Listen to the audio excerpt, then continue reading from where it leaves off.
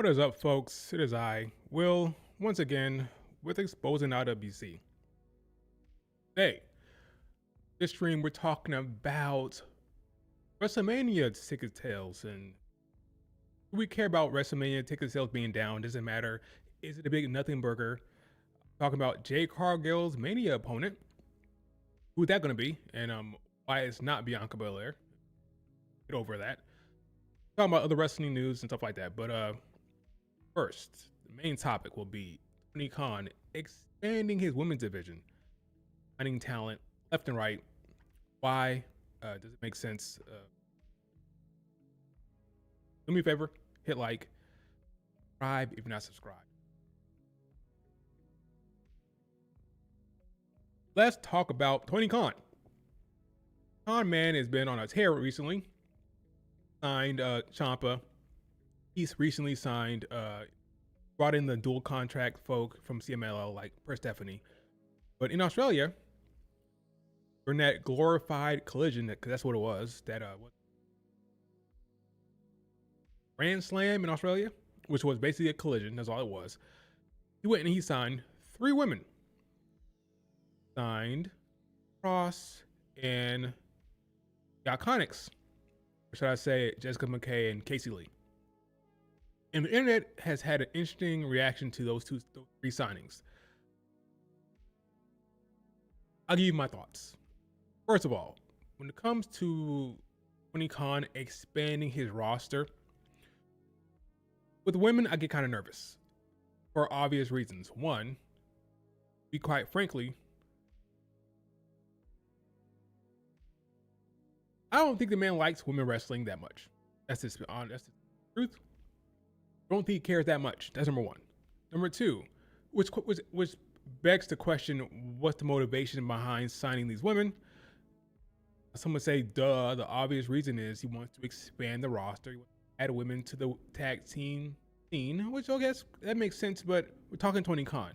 And for me, Tony Khan's booking lends itself to, or at least makes me believe that he doesn't care that much about women's wrestling. So what's the motivation here? I don't know. You would think it has to mean he wants to expand the division to TV, but I don't buy that because usually we get one match on Collision, if we're lucky, and one match on Dynamite. So where are these women going? You planning some all-women show? I don't know, but I'm just nervous about signing a bunch of women. You have Britt Baker, Camille, Casey Lane, all these other women who aren't being pushed or being seen for like months, not years, but for months. I don't really know what's happening there. But let's talk Lena Cross. Lena Cross is a big Aussie. Okay, she is an indie wrestler out of Australia. Some might call her some I mean fair might call her a triple B, which is a big beautiful bitch. Okay, she's 6 foot. She's my height. We'll be looking eye to eye. She's good wrestler, great look. I was surprised that she's been not signed for so long. I'm familiar with her from her time in Japan. Worked the Night Girls, tag team champion over there for a little bit with Vinny. Surprised they won that belt actually. That's back in 2024. So how long that was. Even back then, I'm wondering why isn't she signed? But good wrestler, great look, again, bigger girl. So that's all fine. I mean, she's a good talent, whatever. You'd be happy to have her no matter where you are. Like whatever promotion you are, if you sign her, that's good. So why, or this is me tweeting about her back in 2024. My question would be then, why isn't she signed? Why wasn't she signed before? Whatever. But the reason why I'm not super excited about this signing right now is because I watched what he did with Megan Bayne. Megan Bayne, someone I was very, very high on. He signed her, had a very hot start in AEW.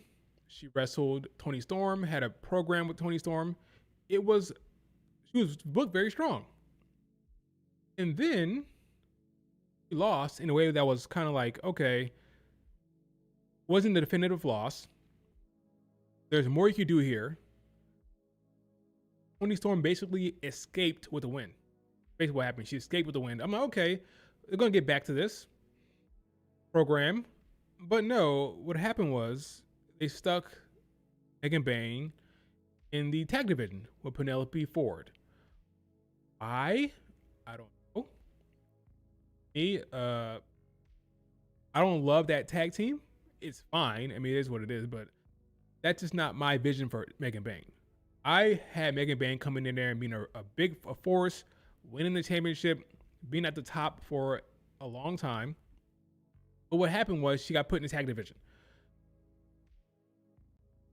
So now that they've signed Lena Cross, I'm thinking, okay, another big girl. Why would I necessarily be excited about this when I've seen what Megan Bayne is doing? I just feel like Megan Bayne could be doing more than she is. That makes sense? Like, I'm not saying Megan Bayne's booking is bad. It's disappointing considering what it could have been. Or what it should be in my mind. So I'm looking at this. I'm about to pull it up here. Looking at Lena Cross. Now, in the dub, he's up with Megan Bayne and Penelope Ford. This new faction. Is this what's happening? Is a new faction here? I don't know how to feel.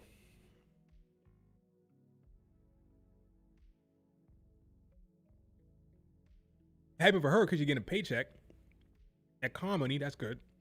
But in terms of my personal enjoyment, I'm supposed to be happy about this? Not really, because I'm not happy with what they're doing with Megan Bayne.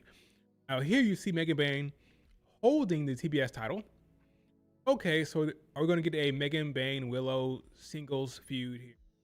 Megan Bayne could win the TBS title? Maybe. That's fine. But I feel like what I've seen from Megan Bayne over the last, I don't know, like when did she even sign? It's been like a long time at this point. I feel like it's been kind of like some tag team matches here and there, and I thought Megan Bayne would be a force in the single division, and that's not happened. It's interesting who Tony Khan picks, like who he likes. The last few times it's been talent from Stardom, but not the Joshis. It's been talent from Stardom who are European, right? Brian May came over from Stardom, got pushed very strong. Now Tekla came over from Stardom, got pushed very strong. Why wasn't Megan Bayne winning the title? Right? Tekla was. Who's to say? What Tony Khan likes and doesn't like is a mystery to me. I'm booking it Megan Bayne getting that Tekla push, not Tekla. But and to be clear, I don't dislike Tekla. I think at this point it's been made clear that Taro Okada was a problem with her in Japan. It's well known at this point that Tekla's run in Stardom was not great. Very, very bad, in fact. Now, based on what we're seeing here, it was Taro Okada's fault, the booker in Stardom, not Tekla, because I have to admit, Tony Khan has done a much better job booking Tekla than Taro Okada ever did. So yeah, it was a Taro Okada problem. So this is not a Tekla shot, okay? But I'm just saying, if I'm booking it, I have a Megan Bayne. No way I'm not putting her in that spot over when it comes to picking between Megan Bayne and Tekla. That's just me. But Tekla doing a good job. And again, I think Tony Khan has done well with Tekla, which looks bad for Taro Okada. But anyway, so yeah, that's Lena Cross. I think she'll be in this faction. She'll be on TV probably. Will she be working in a tag team with maybe Penelope Ford? Did they put her with Penelope Ford and they push Megan Bayne as singles? I don't know, but I'm just saying I'm not hyped because I don't think Tony Khan has a real plan. He'll push you very strong early on, and then you'll get saddled in a tag team or be pushed aside for the time being. He gets bored with whoever he's pushing. Right now, Tekla, we'll see how long that lasts.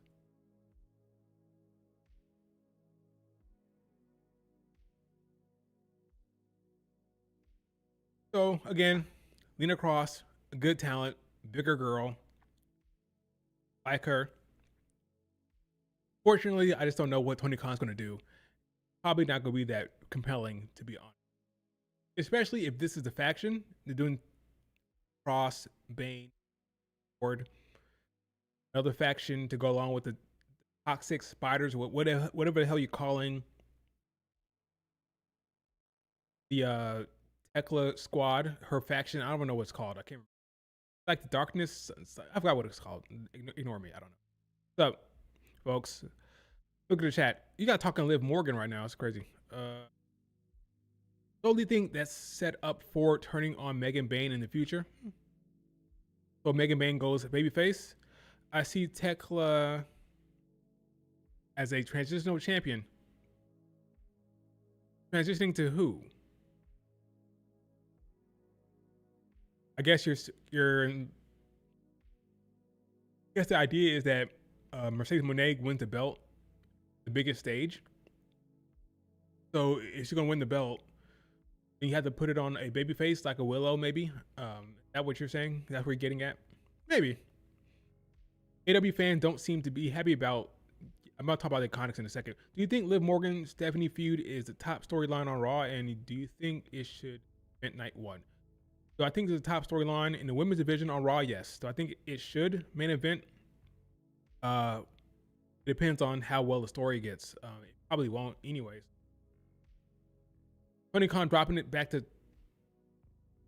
Hecla, dropping it back to Tony Storm. What is Tony Storm doing right now? Isn't she in a feud with Marina Shafir? I think Hecla's holding that belt for a minute, or at least as long as Mariah May did. Okay, but Lena Cross, she wasn't the only person that signed. It was also the Inspiration, aka the Iconics. Now, this is a little bit more of a issue amongst the folks in the IWC. Some people are questioning how they fit in and why you would sign this act. They feel like this act is more of a WWE Vince McMahon act, and this should be where the best wrestle, not so much where the best entertain, right? Because these two are really entertainers. They're not the best in the ring. They're funny, they're engaging, they're charismatic, they're fun to watch, but they're not necessarily in-ring workers. People are saying, what's going on here? Isn't AEW tagline where the best wrestle? Should it change the tagline to where the best wrestle, but also not all about the wrestling? Is that what it should be called? Other people are saying, why didn't WWE? Well, first of all, we don't know if the WWE are interested. We're assuming that the WWE would sign them, but the reason why they're going to AEW might be because the WWE were not interested. I don't know. Maybe that's the case. I don't know. But ultimately, when it comes to these two, oh, and another thing, these two are older acts in terms of like been around, WWE coded, right? Why aren't you pushing the younger talent? K&J, that tag team, there's women who are on the card or on the roster who aren't getting time. You're signing former WWE acts. This is why people are leaving. This is why Anna Jay wants to leave, because Anna Jay feels like she's never going to get pushed properly. All this, right? My thoughts on it is, again, it goes back to Tony Khan. I don't think Tony Khan likes women's wrestling that much. So why is he signing these women to round out his tag team division? What I would want to believe. But I'm just not confident in the booking. That's what it comes down to. Come down to my worry about Tony Khan. I don't believe in the booker, therefore I can't get too excited about what he does or who he signs. I mean, these women weren't even on Collision. They were on a house show. You mean to tell me you signed the Iconics, aka the Inspiration, and they're not on Grand Slam? They're on the house show. They announced to the world that, hey, we're signed on a house show. Why? Why not just have them on the damn show, on TV? So that doesn't bode well for my confidence. They'll be entertainers. They'll be funny on the mic. Will they be on Dynamite regularly? Probably not. I don't know. Can't get too excited because I just don't trust Tony Khan.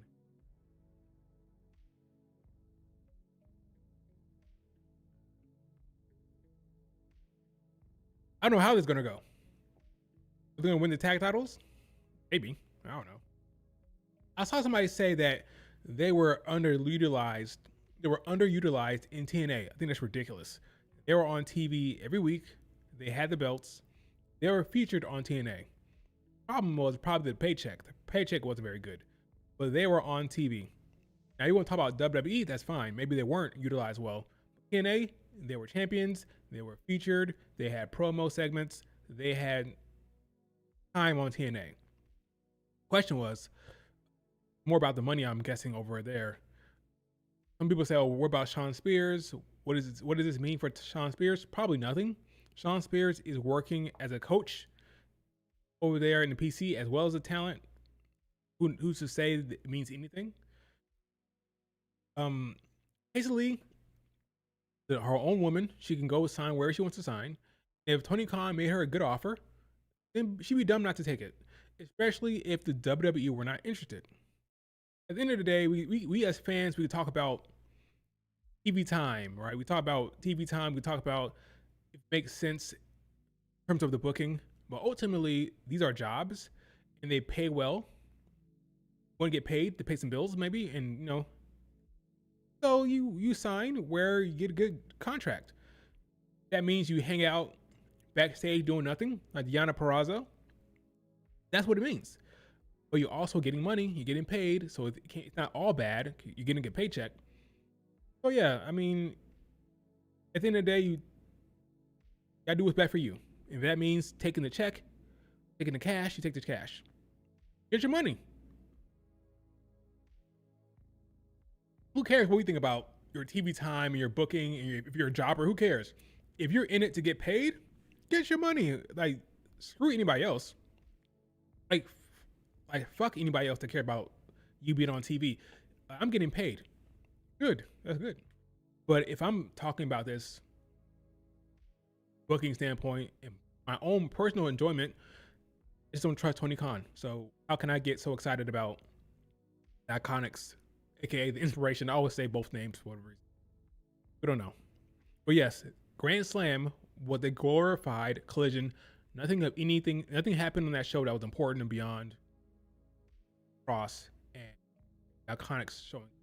Well, Lena Cross, because the Iconics weren't even showing up there. They're on the house show.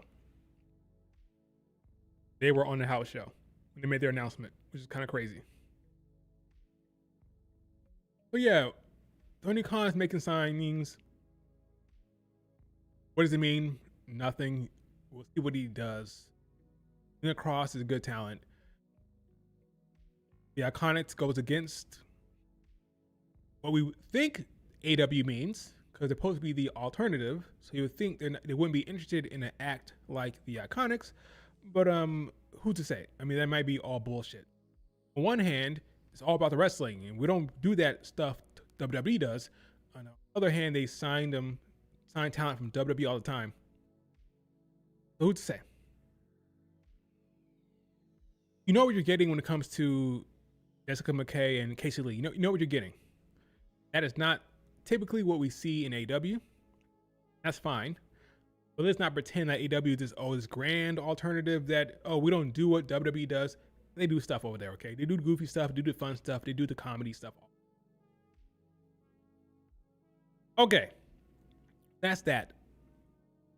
Let's talk about ticket sales. Whole conversation about, there's panic over there. There's panic over there in the WWE headquarters about ticket sales and what they're going to do with card and all this stuff and prices and all that crap, okay? Now, some people want to say it's one thing, it's two things. This is how I like to look at it. One big pie, okay? It's one big pie cut up in different slices, right? Think of it as a pizza. Every slice is a reason why tickets are down. Or ticket sales are down. One is bigger than the other. One slice is bigger than the other. And that's up to you to decide what that is. But there's multiple reasons, not just one. Right? Are tickets being high a part of the problem? Sure. Tourism is down in America in general for reasons that we can get into if you want. reason why people don't want to come to America right now. People aren't in a rush to travel to America. That's part of it. Tourism is down in Las Vegas in general. Another slice of the pie. Another slice is the fact that they're going back to the same destination. It's a return destination. Another slice of the pie. There's multiple slices of the pie as to why they create this perfect storm of a reason why the ticket sales are down. It's not just one thing. So this idea that you can change the card or make updates to the main event and make a title change and change the builds will make a difference is kind of silly considering all the other different slices of the pie. Now, of course, if you drop the price to $1, then yeah, you're going to sell out, right? But that's not the point. That's not how you run a business. The point is to sell as high as you can, supply and demand. So yeah, ticket sales are a part of it. But ultimately, I think they'll probably be fine. Okay. What happens is every year, ticket sales drop. Not ticket sales, but the price drops for the tickets. Most you get to Mania anyway. Maybe people are just waiting till like the last 2 weeks. Even if they're not, it's gonna be fine. Okay, we shouldn't care that much anyway. Fans shouldn't care. They have people over there, they get paid a lot of money to care about this shit. We don't have to care about it.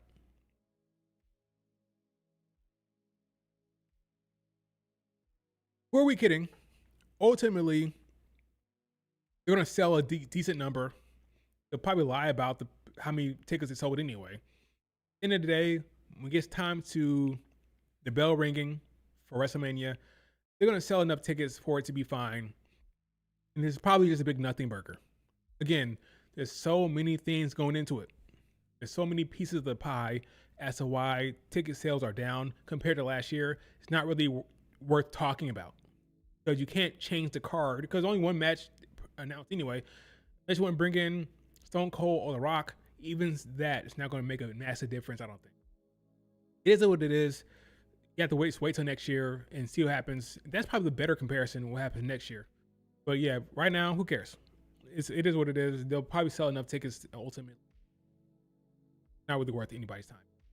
Would New Orleans have been better? Probably.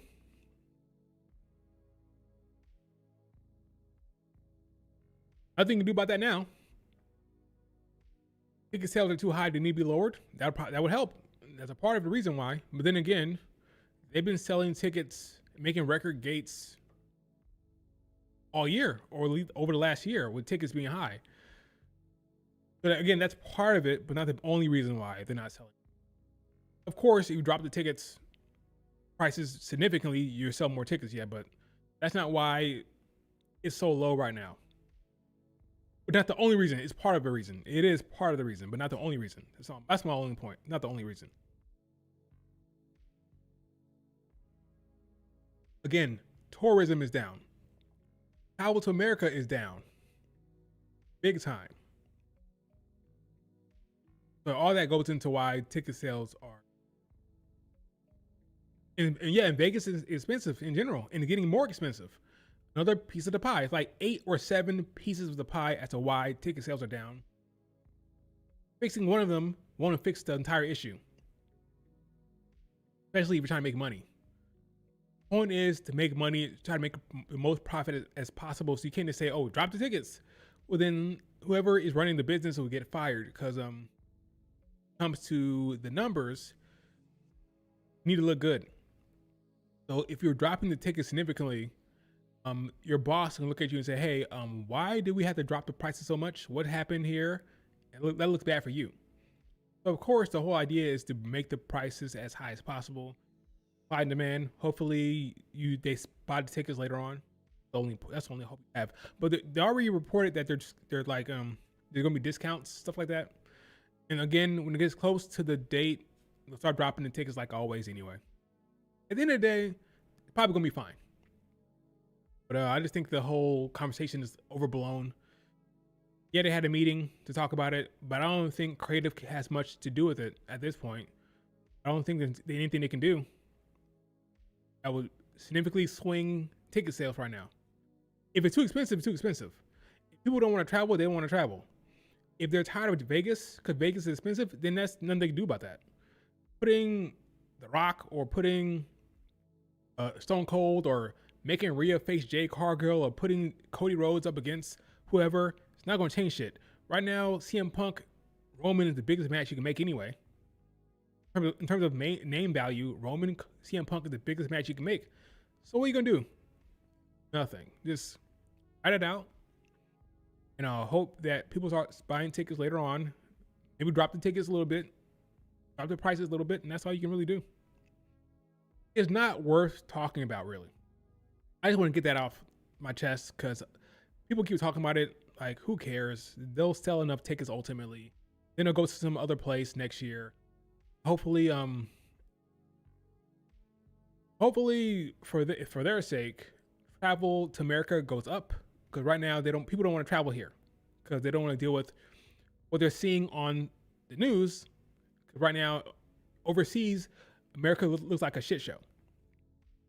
Since we look like a shit show, they don't want to travel here.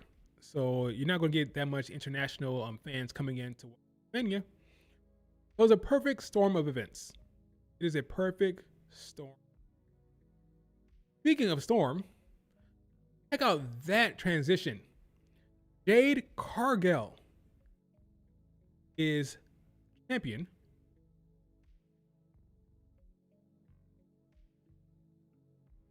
Storm is coming into WrestleMania with Jade Cargill being the champion.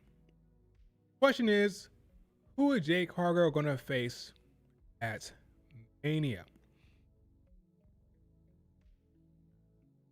I've told folks for the last couple months, that'd be Tiffany. It's going to be Tiffany Stratton. People say, oh, but we're tired of this match. We've seen it so many times. It has to be Tiffany. It doesn't have to be. It's probably going to be her. I know people were holding out hope for Bianca Belair to magically fix her finger and show up at. Well, that did not happen, as I predicted it wouldn't. Bianca Belair is going to be out for the foreseeable future. She will not be showing up at the Chamber. Get that out of your head, okay? Just forget about it. She won't be a surprise entry. It is over. When it comes to Bianca Belair facing Jade, that's not happening. Get over it, all right? I'm not really talking to the folks in the chat, right? Because you guys have gotten over it. You guys know that's not happening. But for the folks in the IWC are holding out hope that Bianca Belair is going to take out Charlotte Flair or take out somebody on Raw and sneak into the Chamber match so she can face Jade Cargill. Can you imagine? Hey, Bianca Belair, your job, you've been out for a year. Your job, carry Jade to a great match at Mania. That's some cruel, unusual punishment right there. Your first task, Bianca, carry Jade. Anyway, ain't happening. So what are your options? Is Tiffany or Charlotte Flair? Now, when it comes to Tiffany, people are complaining about that, I know. But it makes sense storyline wise, right? Tiffany was champion. She was injured by Jade Cargill. Jade Cargill took her belt, and now she wants it back. Straightforward. Is it the most exciting matchup? No. But name a more exciting matchup. They ain't Bianca. Bianca ain't happening. So it's either Tiffany, maybe Char. Maybe you want Charlotte Flair to get back to Mania, right? Because last year she won the Rumble. Maybe this year she wins the Chamber. Is that what you want? You want to see Jade Cargill versus Charlotte Flair? That's a match. They've teased it. It could happen. Is it likely? No. I mean, they open up the show with Tiffany. Okay, she was the second last person in the Rumble. She was eliminated by the winner, Liv Morgan, in the end. Probably going to be Tiffany. Charlotte Flair has a storyline with Alexa Bliss. Where's that headed? I don't know. It could go multiple ways. They could put Alexa Bliss and Charlotte Flair in a tag match for the titles at Mania. They could put them in a match against each other. That's probably less likely. If I had to guess, I say they'd be tag teaming at Mania. I don't see at this point then pivoting to Charlotte Flair winning the chamber right now, it feels like the story for Charlotte Flair very much involves Alexa Bliss right now. And if they're going to pivot Charlotte Jade, or I'm not saying pivot because I don't know what the original plan was. If we're not going to do Charlotte Jade,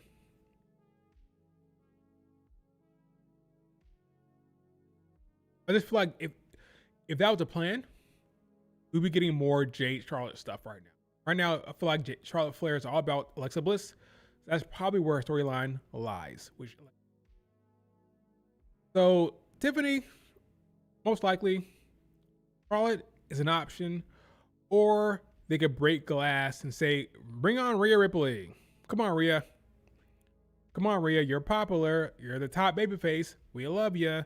Go ahead and win the chamber and face Jade Cargill." I feel like this is the least likely, but with all the reports of changes to the Mania card, here's my point here.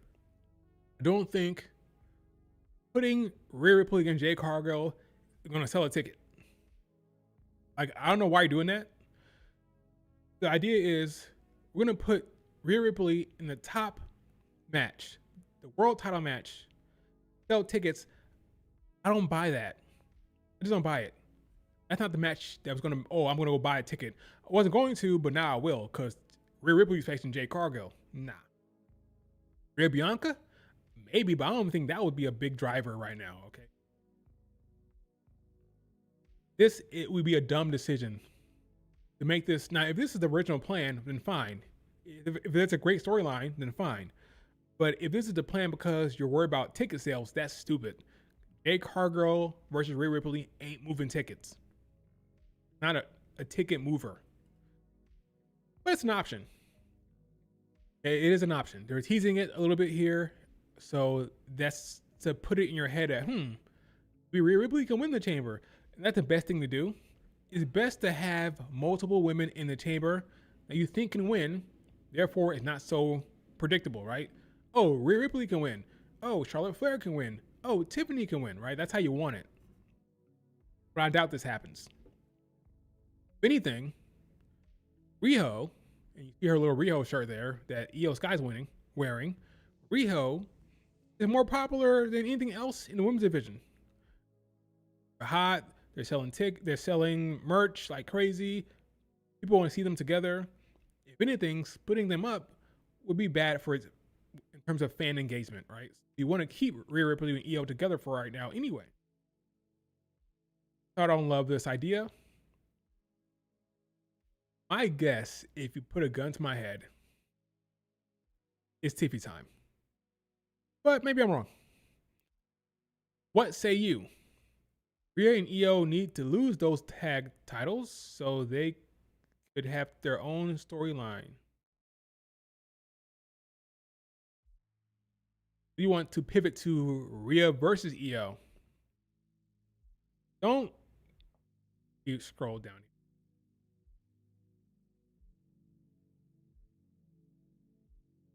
Rhea is going to Mania as tag champs. I agree. I doubt Rhea works double duty. I agree. Jade and Jordan Grace did have a good match, solid match. I don't think it was bad at all.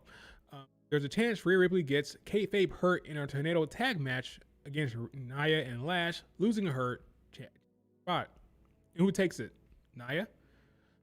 It won't be Bianca Belair. Lexa or Charlotte Flair is going to pin one of Rio. When Bianca versus Jade doesn't have no bad blood between them. I agree. There's no storyline, no build. Right? Storyline for Bianca. To go after the women who injured her. Rhea Ripley. I agree. I've talked about that many times. I think the storyline for Bianca Belair's return involves Rhea, Io, because that's more real. She's been out for a year, right? Last time she in a competitive match was at Mania, facing Io and Rhea. He was angry at Rhea Ripley before the match, during the match, screaming, "I work hard on you, I work hard on you." Then she ends up breaking her damn knuckle. And who was the reason why in kayfabe? Well, in the actual match, Rhea Ripley's body weight landed on her hand, and that's what broke her finger. So you can use that as real motivation and real anger as to why she hates Rhea Ripley, even more so. Because remember, she hated her before. She mad at her before. Bianca won Elimination Chamber and thought she'd be facing Io Sky because Io Sky upset Rhea Ripley. And then Rhea Ripley bitched, complained, and moaned and forced her way into that match. Bianca Belair got booed even though she was in the right. All this leads up to her hating Rhea Ripley, and then you add on the fact that her finger was injured because of Rhea Ripley's body weight falling on her hand.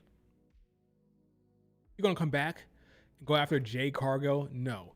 You want it to be interesting, you want it to be compelling, you want to give Bianca Belair some actual creative juice, some actual intriguing character work. Have her go after Rhea Ripley and Io. People say, well, that's 2-on-1. Well, Bianca Belair going after them could be the reason why there's tension between Rhea and Io. Rhea could say, hey, I'll deal with Bianca Belair, Io, don't worry. And Io says, no, I'll take care of Bianca Belair. You can have friction between the two because of Bianca Belair's agreeing with them. Bianca Belair's presence, her manipulation, and her trolling, and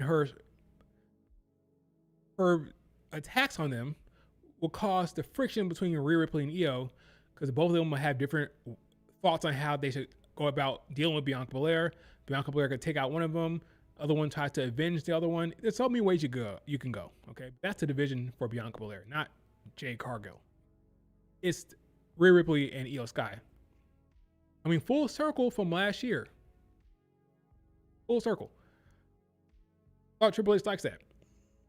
He likes full circle booking. Let's see here. I doubt Tiffany misses Mania. I agree. Give Julia Tiffany to face at Mania.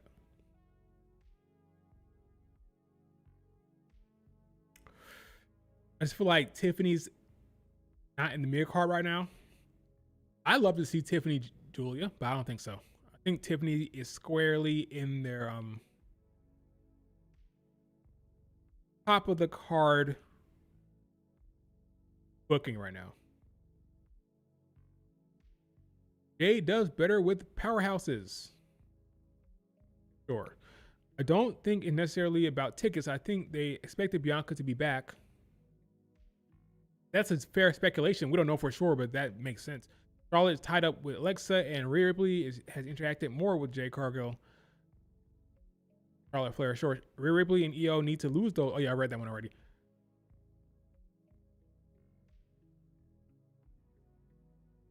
Nina Cross, another indie wrestler added to his collection. That's true. Rhea and Io aren't feuding anytime soon. I agree. I mean, they're making too much money. Riho is popular. You had Rhea Ripley giving Io Sky flowers. I mean, for crying out loud. I mean, who are we kidding here?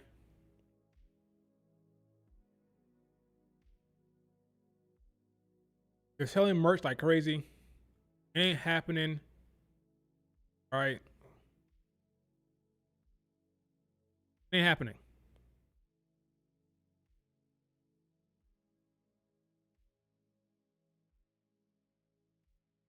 What am I trying to do right now? Okay, that's what I was trying to do. And it happening, folks. It happening. Let's see. People think it's Tiffany and Julia. They don't realize the only way Julia is on the Mania is in a tag match. Yana. That's not a bad take. If I had a guess right now, would Julia be on the Mania card in a singles capacity? The evidence tells me that no. Because if you think about it, usually there are only like 4 or 5 women's matches every year at Mania. 2 world title matches, that's 1, 2. A tag match, if you're lucky, that's usually what happens, some version of a tag match, that's 3. Becky AJ is a given, that's 4. Now you're trying to tell me there'll be a 5th one? If it is, it'll probably be, well, I'm going to say the other mid-card belt, but that's what Becky has. So Becky AJ would happen regardless, and then she has the mid card belt. That's a double whammy right there. So yeah, it'll be like 4 or 5 matches. So yeah, would I love to see all of the women's singles matches or singles titles on Mania? Sure, but unfortunately, if I had to guess, I'd say Julia mid card title at SmackDown before Mania. I hate saying that, but it's probably what it is. Unless you have like a Tiffany Jordan Grace triple threat, but that's fantasy booking. There's no evidence that's going to happen right now. Let's see. New signings, no future plans. I agree. The Iconics or Inspiration signing to AEW was the the best choice as they are entertainers, not the best choice, not nut. You put nut, not the best choice. It depends on the direction he wants to go. Does he want to go in a more entertainery way or entertainery type of mold? Maybe so. I mean, the tagline is "We're the best wrestle." I joked earlier they should change it to "We're the best wrestle," but also not all about the wrestling. That's a tweet I saw earlier today. Somebody tweeted, "Not all about the wrestling." Oh, really? Because I've been told by the stands and by Tony Khan, we're the best wrestle about work rate. Now you're saying it's not about work rate. Which one is it? Which one is it? Triple H ruined Julia? Keep wasting her potential. That's a bad take. That's a bad take. I don't think he's ruining Julia. I think in the grand scheme of WWE booking is hard, okay? Let's just be clear. Booking is hard. Do I think they could be pushing her more or giving her a better opportunity to showcase her talents? Sure. But she's champion. I mean, come on. I mean, she's champion. She's rubbing elbows with Rhea Ripley and EO. Crying out loud. Let me pull up that picture real quick. Let me pull up that picture. He's in a segment with the 2 top stars in the division. He's trying to get her over. He's trying to give her opportunities. She's the least of my worries. Because Triple H is invested in her, clearly. There's other people who are in a bad way, but Julia isn't one of them. It is obvious how Triple H feels about that woman. He is doing his damnedest to put her in spots like this, where she's rubbing elbows with the EOs and the Rios of the world. The man is trying to get this woman all the opportunities, okay? So I don't think you need to worry about Julia. US Guy said that she may want her mid-card belt, her US title. Well, then that's the storyline right there. I'm not worried about Julia. The man is invested in her clearly. Let's see.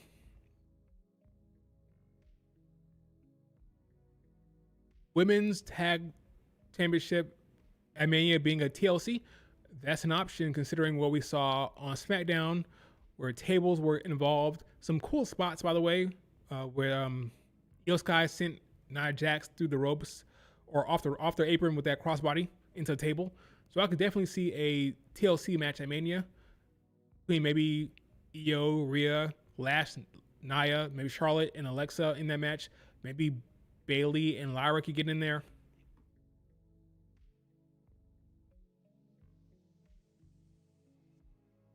Well, Triple H and Shawn Michaels, they was popular, but Vince wasn't nervous to make turn on each other to make a great storyline. Talking about Charlotte and Alexa turning on each other for the sake of a storyline. Asuka versus Kairi Sane. Asuka versus Kairi Sane will be a Mania match.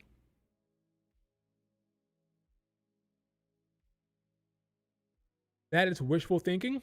I hope you're right, but I would be shocked. Asuka, that's probably like a SmackDown match before Mania. Honestly, Asuka will be in the chamber. There's a good chance. Her or Bayley, but probably Asuka. Maybe Kairi Sane wins. If let's say they're pushing the Kairi Sane Asuka match to Mania or Mania weekend, maybe it's the SmackDown before Mania. Let's say they're doing that. maybe Kairi Sane helping Asuka win could get Kairi Sane back on Asuka's good terms for the time being. So I could see Kairi Sane actually helping Asuka and it working out for once, rather than Asuka being mad because Kairi screwed her by accident. So I could see Kairi helping Asuka on Monday. Let's see. I thought the WWE were going to sign Inspiration. Yeah. WWE have a lot of talent, especially in the women's division. They have the most stacked women's roster ever. Maybe they didn't see a spot for them right now. I mean, I would hope that JC Jane and Fallon Henley get called up soon. Another tag team right there.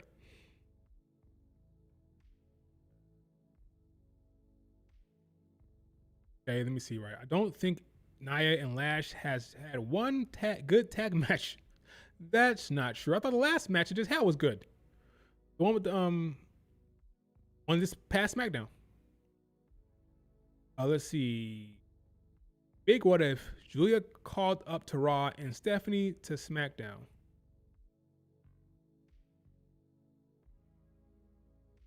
There's a big what if. Would Stephanie be world champion right now? Who knows?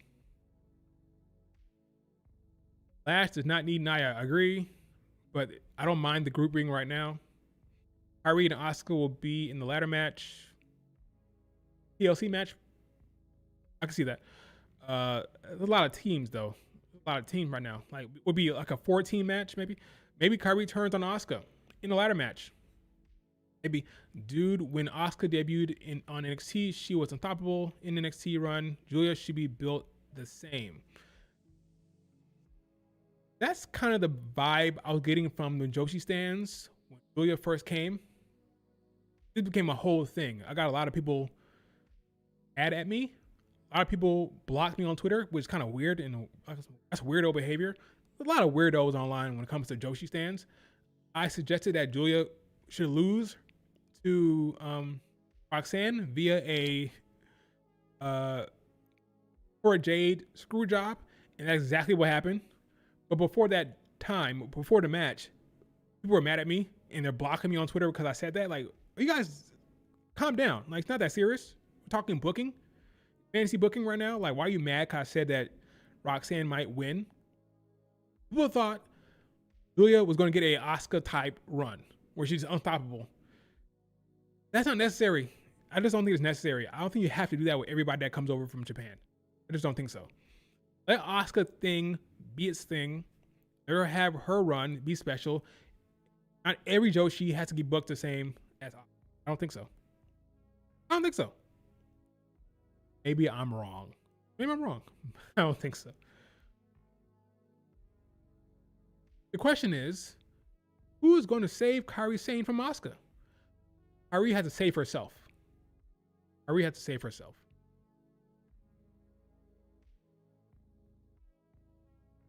JC Jane going to stand deliver at champion, probably. We'll find out soon enough. Because if Soruka loses her match via a Zarya screw job, then I agree. JC Jane will be champion heading into stand and deliver. That's the only chance of it happening. If JC Jane retains her title, she's going into stand and deliver at champion. Let's see. The Julia push only makes me think of Unreal, where they had her in Rhea Ripley in the Queen of the Ring final. That still blows my mind. That goes to show you how Triple H feels about Julia. She was going to be in the damn Queen of the Ring final. They have a plan for Julia in terms of marketing dollars, okay? They see her as this big global marketing machine because of her face, as it's real about it. She's a beautiful person, a beautiful chick, right? And she has that Japanese roots. So they see her as a global, a transitional superstar who can get over in America and have ties to Japan, to that market, head over there, do ads, do appearances, That's what they thought about her. And that's why they're using her like they are. You can say they made the wrong decision. You can say there's other talent who would get over in the ring faster than her. That's fine. But they saw a crossover superstar with her look, her presentation. So they went for it. He is not going to let it slide, okay? He's not going to let it pass. He's going to continue to try to put her in these positions, put her up against Rhea Ripley and EOs of the world. But that is his plan. She is the person you should be worried about the least. Worried about talent in WWE. The last person you should worry about, because Triple H has a plan. He is determined. He's the last of your worries. He is the last of your worries. She'll be fine. I'm not worried about her at all. The man is invested in her career, her path. Very much so. The least of your worries would be, oh no, Julia, open your eyes. This man is invested in her. She's champion. Mid-card belt. Glued to her shoulder. Ain't going nowhere. He's putting her up against the Julias and the Rhea Ripleys to show you, hey guys, she's of this class, of this ilk, is on their level. We'll put her in segments with the top stars over and over again. The least of your worries should be Julia. Worry about Michin. Worry about Alba Fire. Worry about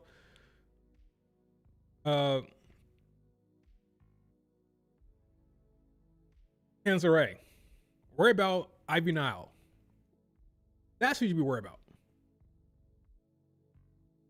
Don't worry about Julia. She's fine. She'll be just fine. Triple H gave up on Maxine. Gave up, not the right word. He putting her aside for now. Maxine was never going to be a top star on the card. Her storyline was compelling. They used it. And now they're moving on for the time being. She should be happy she got that spotlight. Honestly.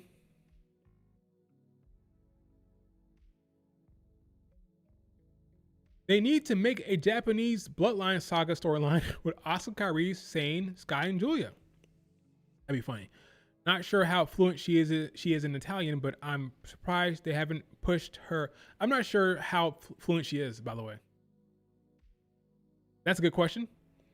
They see her more as a crossover star for Japan, more so than in Europe. Yeah, I don't know. Tiffany calling Charlotte and Alexa vintage, that was a good line, is finally going to pay off with the chamber build.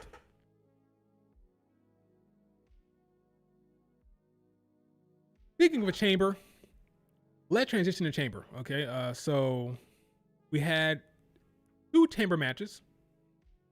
Cody, Jacob, and Sammy. And we had Alexa, Julia, and why am I blanking on the last person in that match? Don't tell me. Julia, Alexa, Zelina Vega. Okay, cool. I thought Julia was the best performer in that match, by the way. I thought she was very good. Didn't put a foot wrong. I thought Zelina Vega was a little iffy in there. I thought the main event for the men were very, very good. I thought Cody Rhodes advancing made sense. I actually, for a second, thought Sammy was going to win. When Drew McIntyre took out Cody Rhodes, I was like, oh shit, they're going to do it. Sammy's going to advance. They had me. They got me. And Cody kicked out. I love how that finish went, by the way. I love that booking. It made sense. It was cool. It was different. I thought Cody was going to lose. Had me fooled. So that's good. So yeah, I think that the chamber is set up to be, I'm hoping it's set up to tell some stories. For the men, Cody, unfortunately for the men, is kind of more set in stone, I feel like. I think you're going to get Cody winning.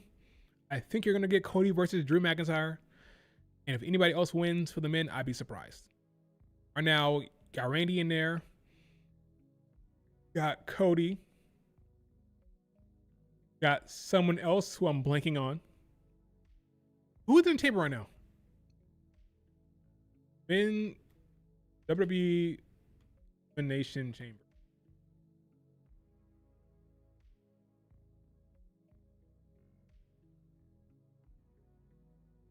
The chamber. LA Knight, yeah. Okay. So you got LA Knight, Cody, Randy. I think Trick Williams will get in. He has a match with Melo and Damian Priest. I think Trick will get in. At least that's what I would do. But I could see Damian Priest getting in there. But I go Trick. Do we know what the other two men's triple threat matches are yet? They have not been announced yet. I could be wrong, but they may have announced the men's last Monday. Does anybody know? What is the men's triple threat match for Raw?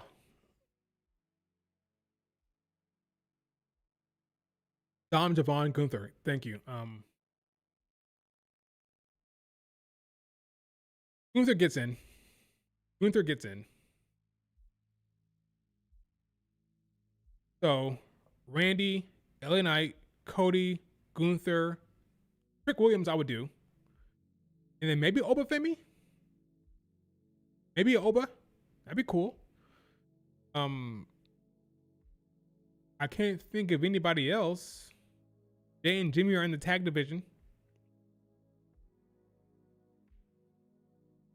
Javon Evans could get in because of an attack from Dragon Lee. That's how you do it. You want to put in someone else other than Gunther. You have Dragon Lee attack Gunther. That could work.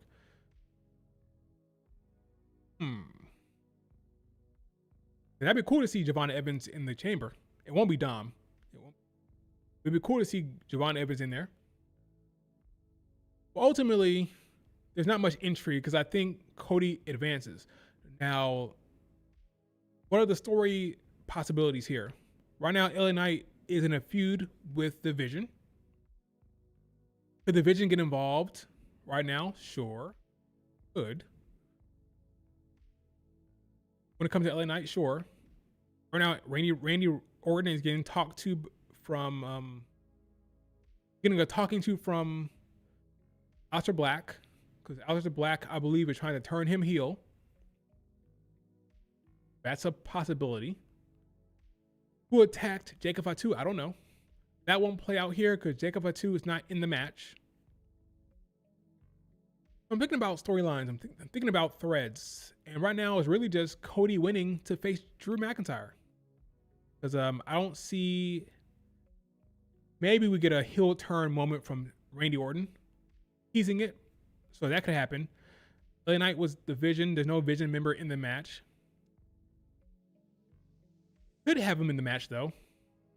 It could have a Bronson Reed get in or Logan Paul get in. We don't know what the third Raw match could be. I would love to see Oba Femi, but maybe they're saving him for someone else. Don't sleep on Jey Uso. Yeah, right. Okay. But yeah, I think the men's division when it comes to the chamber is straightforward. Cody wins. For the women, a little bit more intriguing, of course. Right now, it is Alexa, Tiffany, and I'm blanking on the last person. Rhea Ripley, duh. We need 3 more. It'll probably be Asuka. It'll probably be Io. It'll probably be Charlotte Flair. Which are other 3? What are the storylines for the chamber? The Alexa Bliss, Charlotte Flair relationship. Is there a beef? Will there be any type of contention or any type of tension between the two? How's that gonna go? That's one story. But Alexa.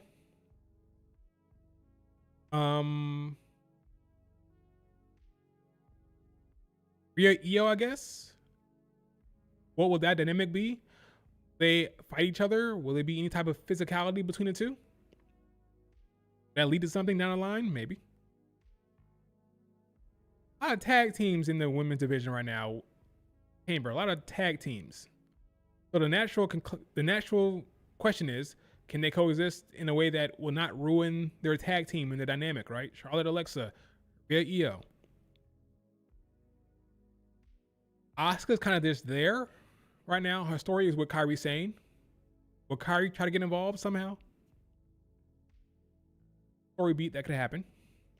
Tiffany is kind of like straightforward. There's no real person she's beefing with, which is why I think she is in the prime position to win. No tag team holding her back. There's no like trying to be friends with anybody.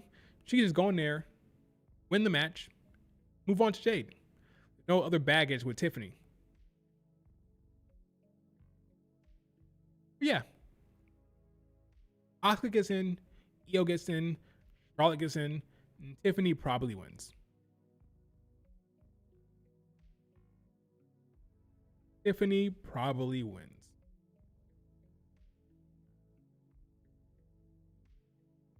So you're all excited for the Tiffany Jade Cargill match. All excited for that.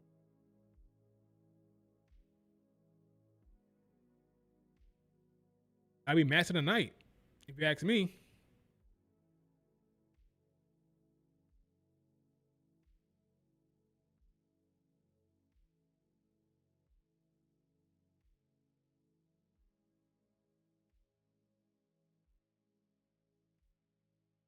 Luther gets in by making Dom tap out. Or don't see Javon in any major title match. More mid card, sure. Javon getting a win over Dom. Oh. Don't see it being Io crazy enough. I feel like WWE does two heels the women's chamber. Who Asuka and what's the other one? Crazy, but I also think people are overreacting to them doing Jade and Tiffany again. They're all overreacting a bit. It's not like the worst thing in the world. Bianca Belair ain't walking through that door. So what are your options? Tiffany, Charlotte. What are you gonna do? Hot shot Sol Ruka? Sol Ruka has her own storyline with Zarya. Ain't happening. You can do Raquel? Raquel gets in, huh? You say. It's a possibility. You have Io, Raquel, and a third person who I'm blanking on right now. Maybe Kyrie Sane. Then Raquel gets in by pinning Kyrie.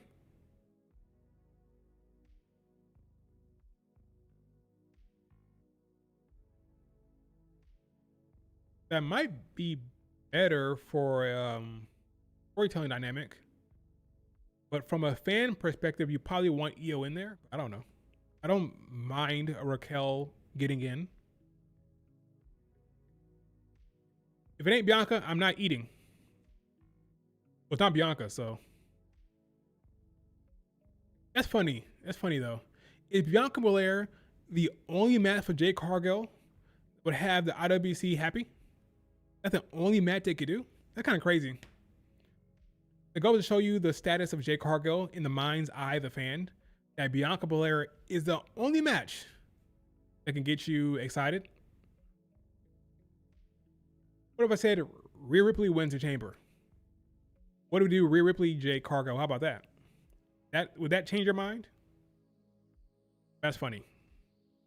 And Bianca, out. Single other woman on that damn roster. Not one.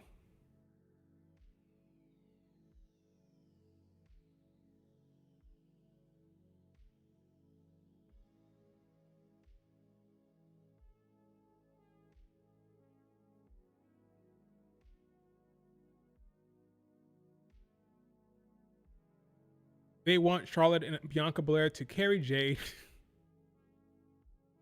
That's a funny issue. Oh, look, you got some interaction between Io and Julia last night.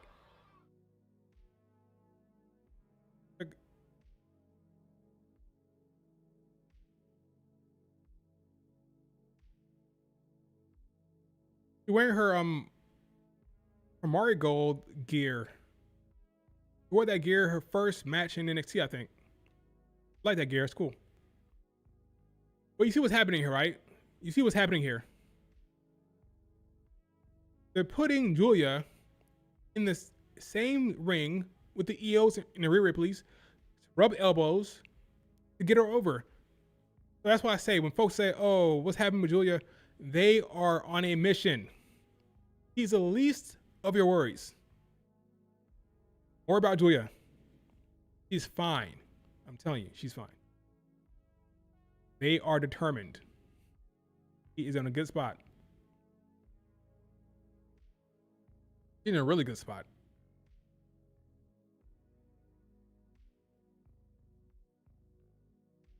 Rhea could be cool though. Rhea would have to win. Another problem. Right now, I think they want Jade Cargill to win that match. I think they want her to retain. I don't know. I'm guessing. You probably don't want to do. You probably don't want to do a Rhea Ripley Jade. Probably not.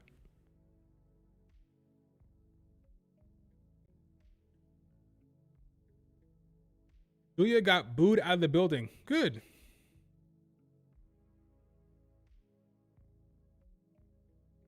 What do you think about people crying about Dom being in women's business? My thoughts I made clear about that. I think people are out of their damn mind. I think it's brilliant to have Dom there, especially if Stephanie Vicaire is the match, which I know it will be. Because now you can have Stephanie talking Spanish in the ring, and it makes sense. Because what happens is, you have I guess they could use Raquel for this, but you have a situation where Stephanie's in the ring with Liv Morgan and her alone. She's got to speak English. Speaking Spanish makes no sense. Why are you talking Spanish to her? You know she can't understand. Like, logically, it makes no sense, right? Even though there's people at home that can understand her, Spanish speakers at home that can understand her, the person you're talking to can't. Once you introduce a Spanish speaker in the ring, a Dom or a Raquel, then it makes more sense. Then she can show more passion and range with her Spanish speaking. Because right now her English is limited. So it's harder to show emotion. It's harder to show your real personality speaking your second language. So when she can speak her native tongue, you see that passion, you see that fire, you saw that anger from her, more expressive. People say she's boring. She didn't show an emotion. We saw some emotion on Raw, right? When she called her a puta, got emotional. That happens when you can speak your native tongue. So you let her speak Spanish in the ring. Let her have that ability. That way she can showcase more of herself, get more over from a personality standpoint, from a character standpoint. That's what you do.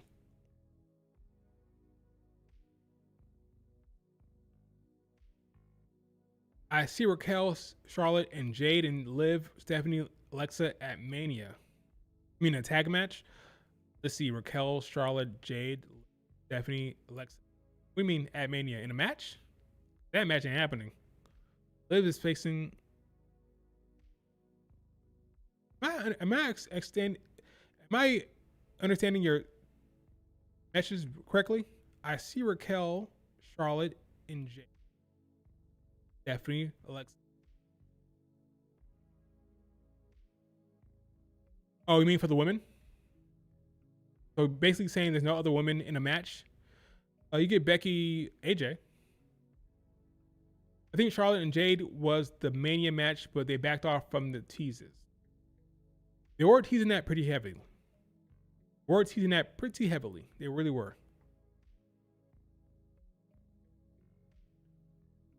My issue with substituting Dom with Raquel is that it'd become a Liv and Raquel feud as they have to address their issue. That's true. That's true. I do believe Raquel will play a part in the build, which is why I like that Liv Morgan won the Rumble, because I think there's multiple ways you can play it. There's multiple angles you can go with the storyline, with Dom, with Raquel. It can give us some intriguing stuff, because usually Mania builds are kind of boring. But the more intrigue, the more character work you can do, the better. So I'm happy Raquel is involved a little bit. I'm happy Dom is involved a little bit. And I think it'll make for a better build. A Liv Morgan, Stephanie Vaquer build without Dom, without Raquel, I think will be kind of bland. I'm happy they're going to have some more people in there that Stephanie can work off of, that Liv Morgan can work off of. I like the Judgment Day dynamic, so I'm not complaining about it one bit.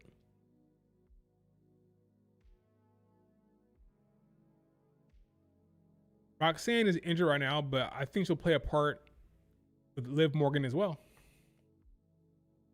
I feel like I'm missing something. Oh, I know what I want to talk about real quick.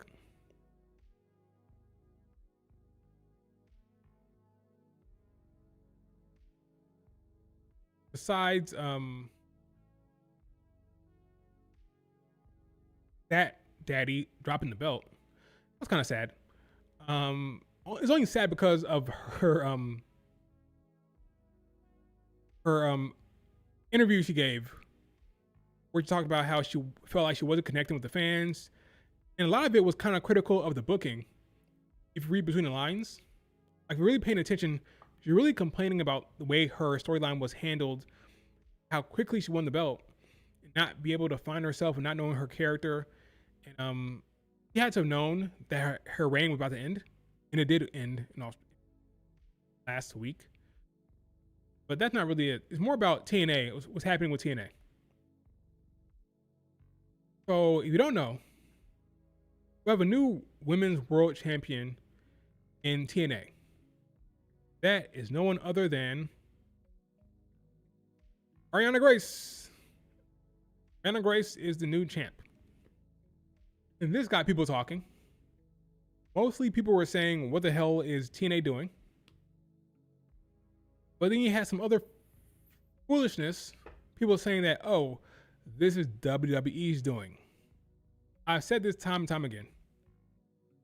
Nobody is telling TNA what to do with their belt. Every promotion is dictating what they do with their own belt. Reason why so much NXT talent holding TNA belts, because TNA sees it as a net positive. They see it as getting more eyeballs on their product. That's why Trick Williams had the belt. That's why JC Jane won the belt. They think that with more WWE connections, better for them. And it's right, considering they got a TV deal off the back of the NXT relationship. But this is all on the creative team. Tommy Dreamer, whoever else is over there. Stop blaming Shawn Michaels. Did anybody think Shawn Michaels or Triple H called up TNA and said, hey, got a plan. Put your world championship on Ariana Grace? What? Did anybody actually believe that? That the WWE creative team called them up and said, hey, put the belt on Ariana Grace. Somebody who is hardly on our TV programs, beyond backstage segments, being a valet for Stacks, put the belt on her, or else what? What? There's no financial incentive for the WWE to do that. They're not in league with TNA. They share talent. Mostly, it's WWE giving their talent somewhere to grow, somewhere to get more matches, to get more experience. That's what it's for. The only person benefiting from this relationship is TNA. But no, it's not WWE calling up TNA and saying put the belt on Ariana Grace. That makes no sense. Okay. So this is a Tommy Dreamer / whoever the hell else writing over there. This is their plan. Why are they doing this? I don't know. Did they just give the keys to Danny Luna? Yes. But right now they have a storyline here where Ariana Grace manipulated her father into getting a title shot. I'm surprised they did the title change, but they did it. Oh well. It is what it is. But let's be smart about it. It's not like say foolishness, like, oh, WWE's doing it. No. TNA is responsible for their own bad booking. Assuming it is bad booking. We don't know what the storyline here is. I was surprised by it, but who knows? Maybe it makes sense. Maybe it'd be a good storyline. I don't know. I want to see Julia versus Kamatani in a Mania WWE feud. I doubt that ever happens. Knowing knows they probably will make Raquel the big baby face out of it. The Liv Morgan Raquel feud? Liv Morgan Judgment Day breakup kind of thing? Maybe. Probably doubt it.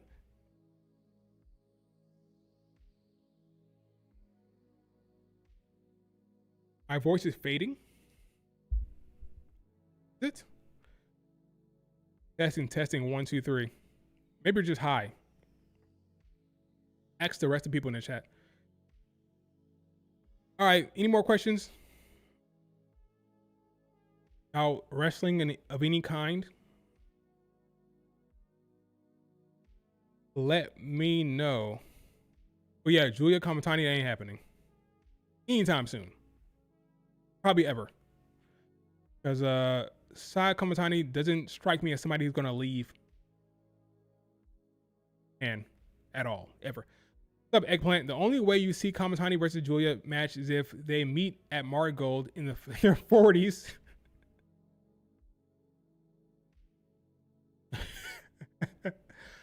Oh yeah, that's possible.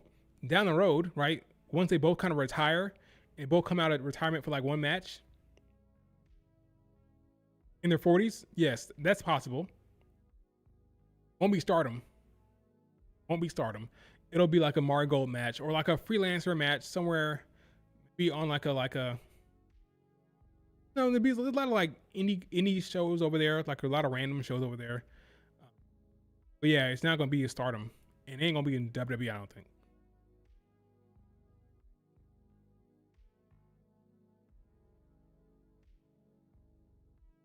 Yeah, like a post-peak match. Yeah, there's always like Japan shows they put on. The other promotions, like, you know, maybe Saya makes her own promotion or her own show, similar to what like Risa Sarah is doing. Like Risa Sarah has her own promotion, does her own shows. Sarita does her own shows. Maybe Saya does her own show one day down the road. Julia comes over there and they have a match. That's probably about it. They did tease a U.S. title match with Julia and Io. They sure did. I peeped that one.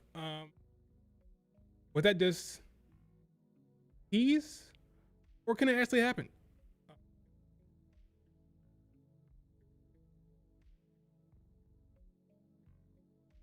Right now, I believe Triple H wants to make this match happen. For Julia's sake, I think he wants to position Julia to be a top star. So again, I've been saying it all stream. He wants to have Julia rub elbows with the Rhea Ripley's and the EOs of the world. So I do believe he wants to make this match at some point. But we'll see. At Marvelous, maybe. Yeah, somewhere. When in their 40s.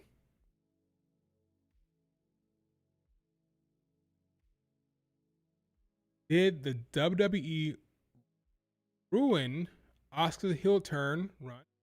This is the third time she had a heel turn. Relegated to tag team. I wouldn't say relegated, considering the top stars are in the tag team right now. Io, Rhea, Charlotte Flair, Alexa Bliss, Bayley. So not relegated, but I get your point. I do believe it's always like kind of like start-stop in terms of like actual compelling booking. But Asuka's heel turn started off really, really hot when she was trying to get Io away from Rhea Ripley. Very, very good. But then once John Cena came around with his retirement tour, I feel like they put it on the back burner. That's why I hated that retirement tour. I feel like all the storylines got put on the back burner.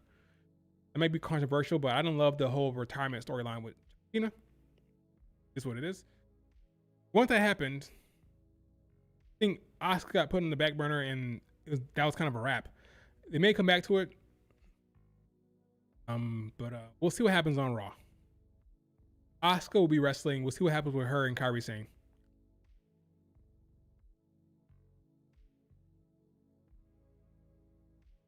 We'll see what happens with them.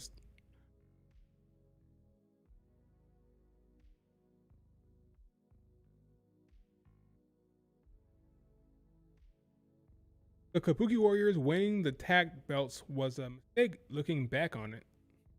I don't remember when that happened, to be honest with you. I don't remember when that happened or who he even faced. That was forever ago, I feel like, right? Forever ago? What's happening here? Noah has a announcement with Netflix. Probably like some type of show. I'm guessing some type of show. I doubt they'll be airing Noah on Netflix. Maybe some type of event, some type of special show. But yeah, Noah is on the universe. I doubt that's going anywhere anytime soon. So, but we'll see what this is. I'm interested, but I doubt it's a big deal.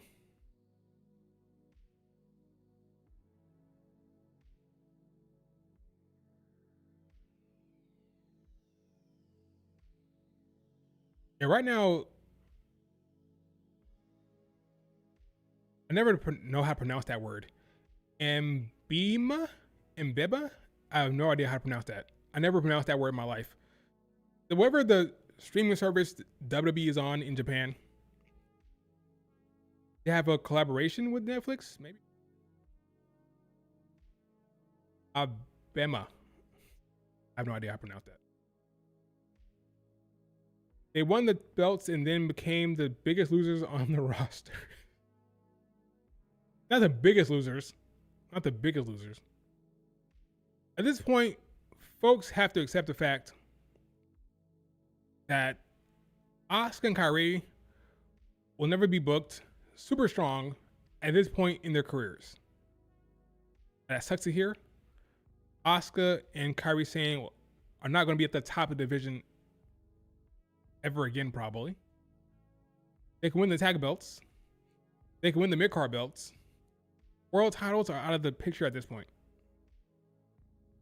No more world titles for Asuka or Kairi Sane. Finn Balor probably won more matches than Kabuki Warriors. Probably about the same. Probably about the same. We need Julia.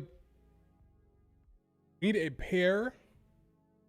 Julia with Asuka and Kairi Sane. Create a new Damage Control. Put the agent together again. I don't think that's happening, but I wouldn't mind it, but I don't think that's happening.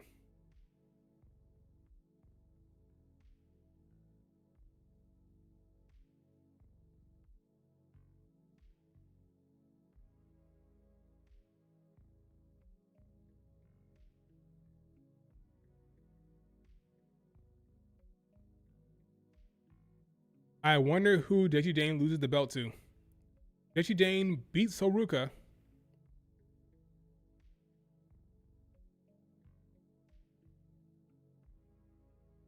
Well, here's a thought. I think that Kendall Gray dropping her Evolve belt very, very soon. Who's that chick right now in Evolve? The Samoan? Didn't like Tez Vesla, some shit like that? I don't know. Kendall Gray. I just made it up. Tez Vesla, I made that up.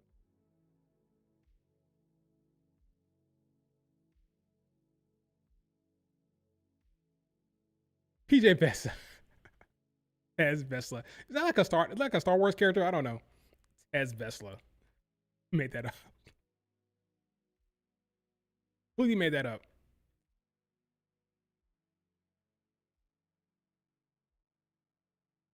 PJ Vaza, that's her name. I think dropping that belt.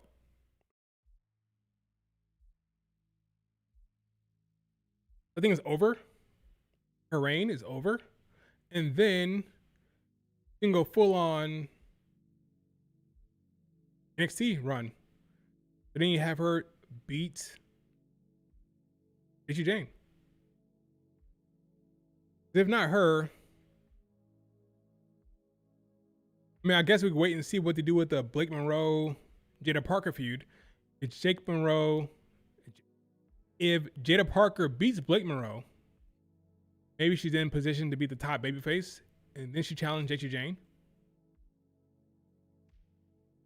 That will be Hayden Paxley. So yeah, it's gonna be Kendall Gray or maybe Jordan Jada Parker or Kendall Gray. That's your options. That option is passed. Kendall Gray or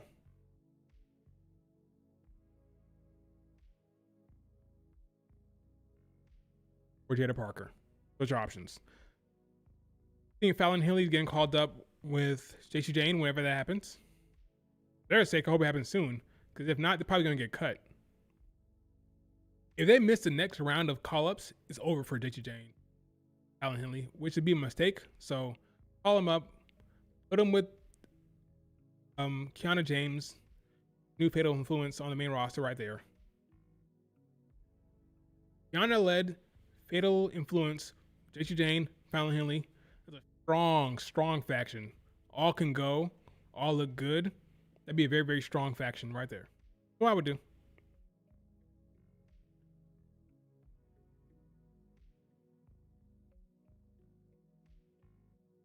Don't think Triple H rates Fallon Henley. We have no way of knowing that, but I see your. I don't know. We'll see. I said this before, but the fact that they called up Devon Evans so early shows you that he's willing to call up people if he believes in them and he likes them. So if you're still in NXT, probably means he doesn't mind that you're still there. Kind of a worry. Been there for so long, like Issy Jane. Over under 3 being signed by AEW. A lot of factors in that, right? Do we know for sure he wants to move to America? If she does, 85% likelihood. Yeah, so definitely over. 85% to 90% that'll happen if she wants to go to America full time. Will she end up like Mina Shirakawa? Probably, but boy, speaking of bad booking, Mina Shirakawa, he led a faction in Stardom. He was a faction leader. How was she doing? Getting choked out by Marina Shafir of all people. No offense. No offense, Marina, but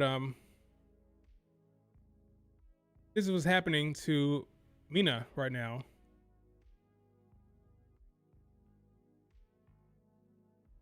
It's unfortunate. Again, what is her priorities? If Mina wants to move to America, wants to be paid well, then she's fine and there's no reason complaining about it. She's probably happy about what's happening. Her personal life, getting paid, living in America, having fun, traveling. That's what she wants. I doubt she cares as much about her booking. So why should we? She's happy. If she's enjoying her American life, why should we care about how bad her booking is? Right? Now, from my personal enjoyment, that's one thing, right?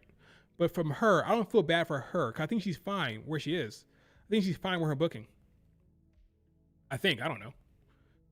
But but you ask me to give my opinion on it, then I think it sucks. I don't love it, but I think she's fine. I think she's happy.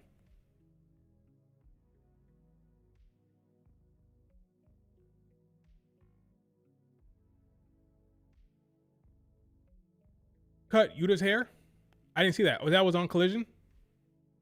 That just happened? I didn't watch all of that show. I didn't watch all of Let me see, Mina.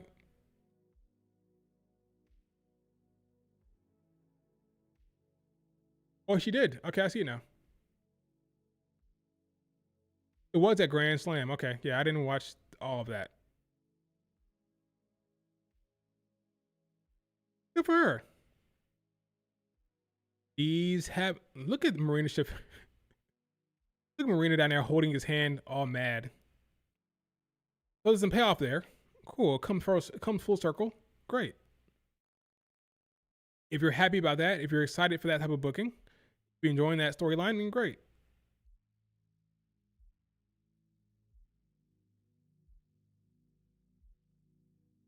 Cool.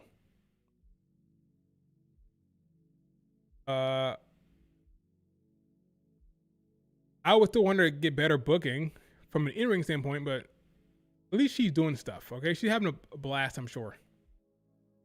Again, I don't feel sorry for her. Sure, she's fine.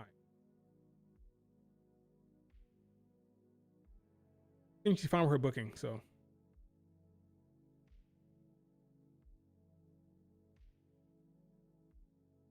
no,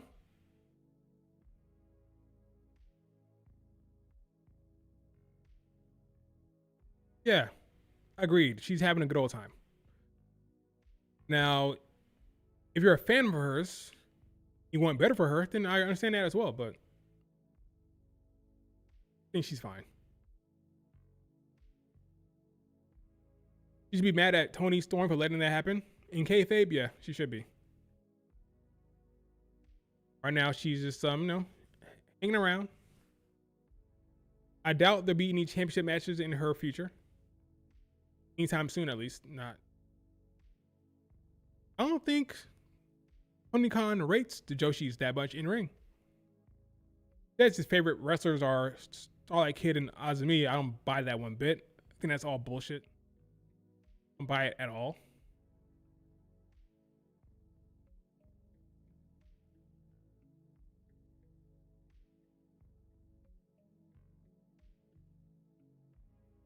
Yeah, I think WWE does a decent job with the Joshis. It's nowhere close to being the same. Nowhere close. Who's a Joshi at this point in AEW that you can see having an honest, substantial world title reign? I was capable. Who do you think Tony Khan would actually pull the trigger on? Nobody right now. Not a single one. Meanwhile, Io Sky had a long ass reign. He booked very strong. Top of the card with the biggest star. He refuses to not book Julia. She's always on TV. Mid-card champion. Oh, he tries. Yeah, none of the current ones. And I don't think there's a signing that would change that. He actually wants to go. I don't think Azumi will get booked any stronger. She's a smaller girl. I don't think Tony Khan rates her from a championship level. Tony Khan, I've always said, of all the Stardom talent he's booking strong, it's the Europeans. Blake Monroe, Tekla, both had a run in Stardom, but they're not Japanese women. So if anything, where Xena, maybe Xena, if she leaves Stardom, she did a strong push. Maybe.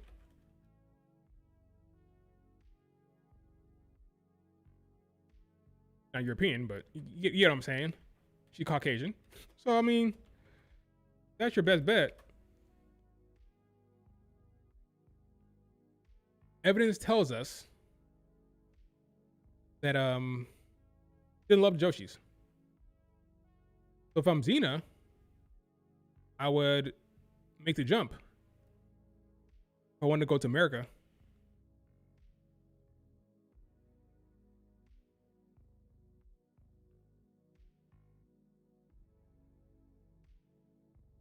What you do? What am I doing right now? What am I doing? Yeah, Xena can jump. Yeah, good look. She can wrestle her ass off. She just returned from injury. I think Tony Khan would love to have her. The evidence tells me that Xena would probably be fairly strong. But if you're an actual Japanese woman, I don't know about that.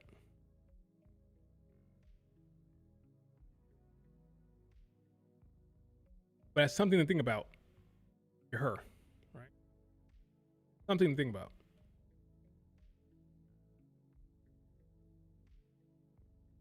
Mozilla would, to be honest. Oh, by the way, he probably likes Mozilla. She'd be booked strong as well. I think. Wasn't Riho released by AEW? I don't think so.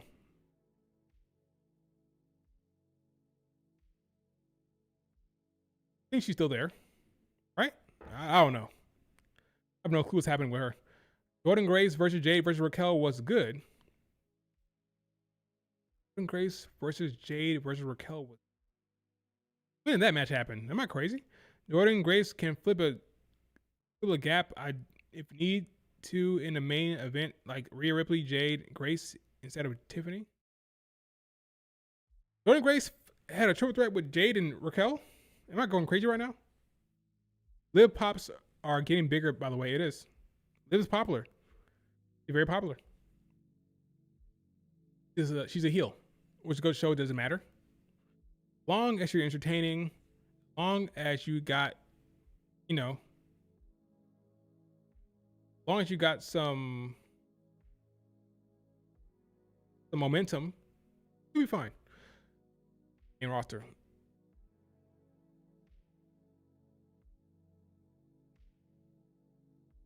Remember when they said Tony Khan doesn't like Julia and she's half Japanese? That was weird. During the time when they were signing folks, had Mariah May and Julia on the card or on as an option, and the report was that he liked Mariah May and not Julia. Then again, Julia was never going to AEW.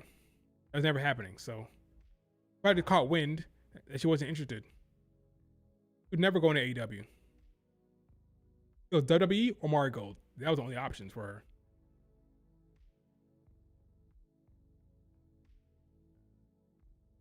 Never an option for AEW.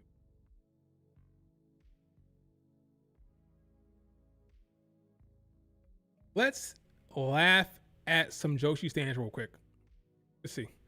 So I tweeted out, learn the name Sari Yamaoka. 10 years from now, she'll be in WWE. So learn about her now. Basically what I said. And of course, the Joshi stands can't just let it ride. They must comment. They must get upset for no damn reason. Must say no. We must gatekeep and protect these women from the bad WWE.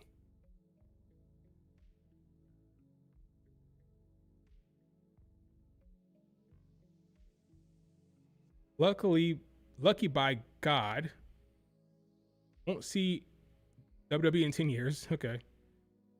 Person laughing. Okay. You tweeted this like you deserve to live, and that's funny to me. 10 years from now, when Kendall Grace signs with Seedling, yeah, that promotion. Can you fucking not, bruh? The fact that you're already wanting her in WWE tells me everything I need to know about how much you actually care about her. Already want her? I said 10 years, you idiots. What's wrong with these people? I swear the Joshi stands are the biggest weirdos. Just watch her now instead. I said in 10 years. What's wrong with these people? What is wrong with these people? Dead ass kill my interest for the sport if she signs with WWE. What is wrong with these people? Like, better take them braids out when she doing.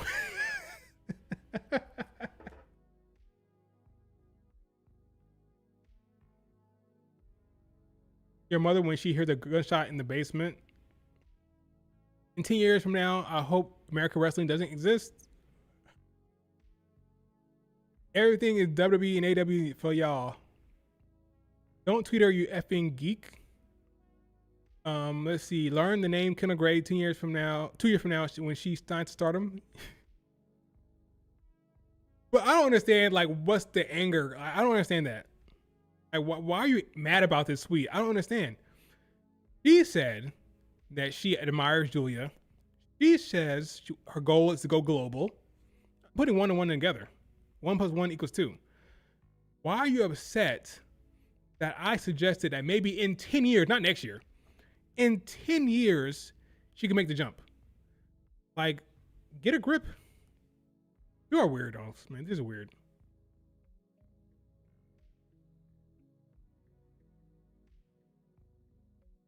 I'm baiting them hard. No, they're childish. It's not bait. They're being childish. I said learn a name because in 10 years, not next year, not 2 years, in 10 years, and they're upset. I don't got time for that. I just cry. Like, go cry in your Joshi room. Okay, I don't have time for that.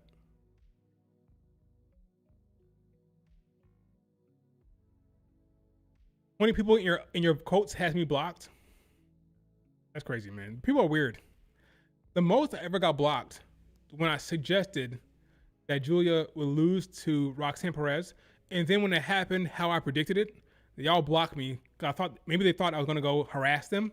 I don't care. But with this fancy booking, I don't care about that. It's not that serious. I'm not gonna go troll you because I was right.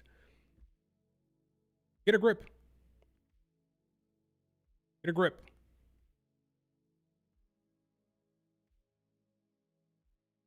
Get a job. Stay away from her. No, F WWE.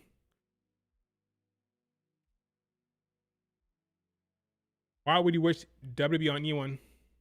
You're weird. Weirdos.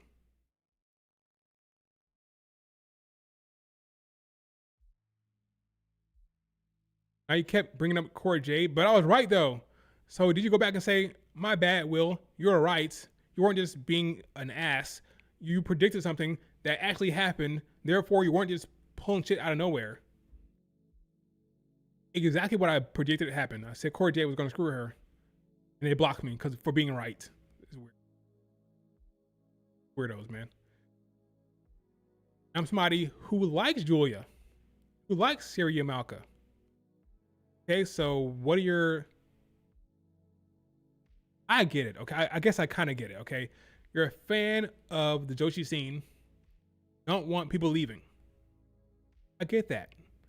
But I said in 10 years, maybe she might want to broaden her horizons and you're upset?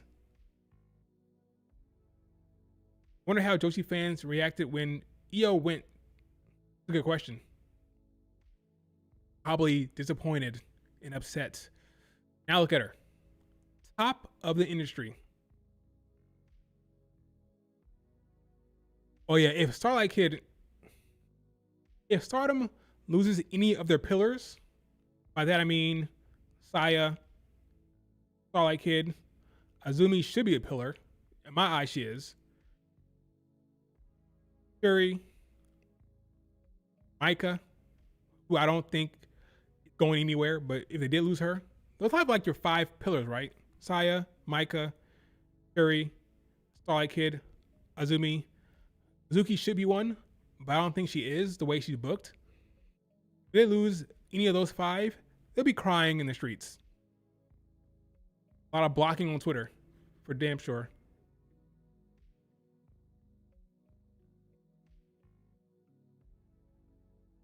Am I missing somebody? No, those are the 5. Those are the 5.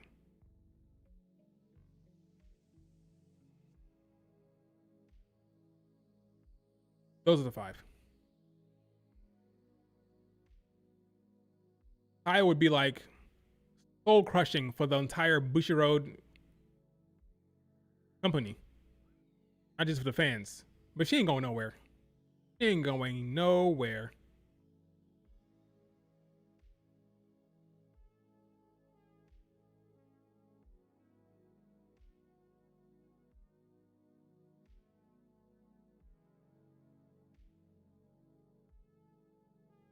But yeah, at this point, I enjoy making them mad. I'm not trying to, but when they get mad, I laugh. I laugh when they get mad about me suggesting somebody goes to America to wrestle.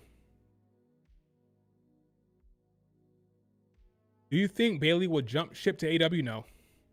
Liv Morgan is more marketable to be the face of the women's division. She's popular outside of WWE. She's my favorite women wrestler. I think Liv Morgan will be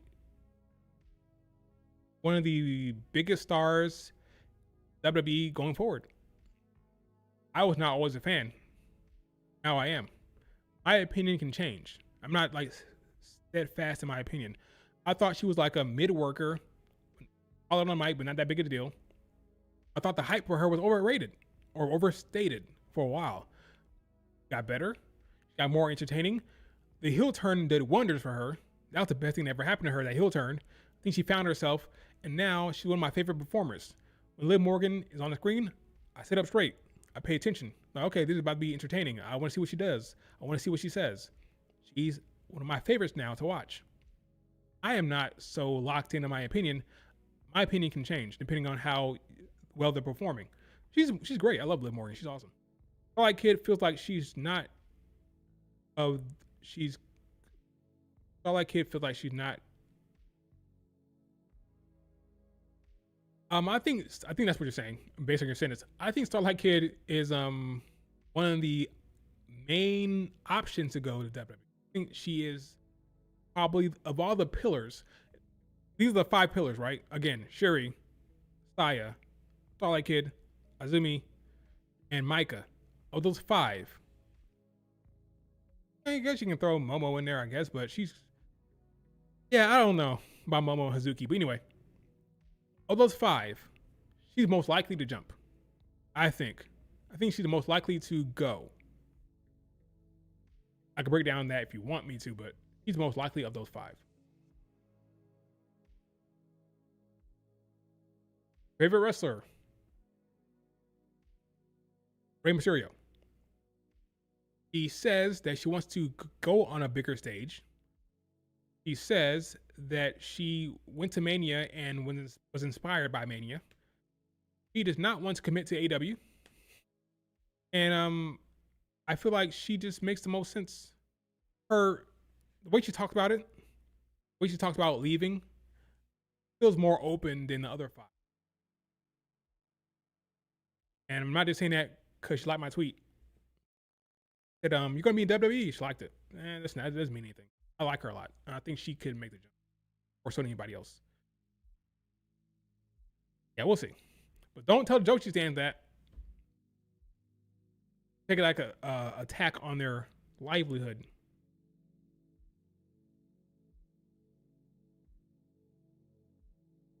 But yeah, I think Saya stays. Shuri, AW, probably. Azumi, AW, probably. Starlight Kid, WWE. Then a Micah.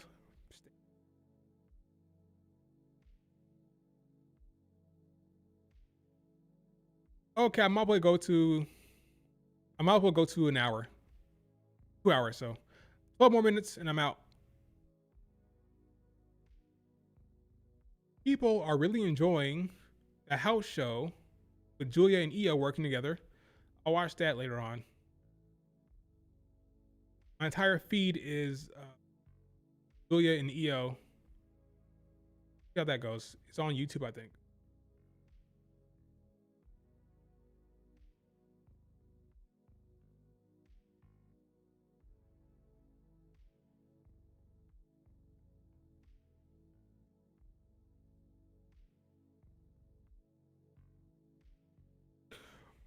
Weirdo behavior online, man. Weirdo behavior. I'm looking at my feed here. I don't see anything.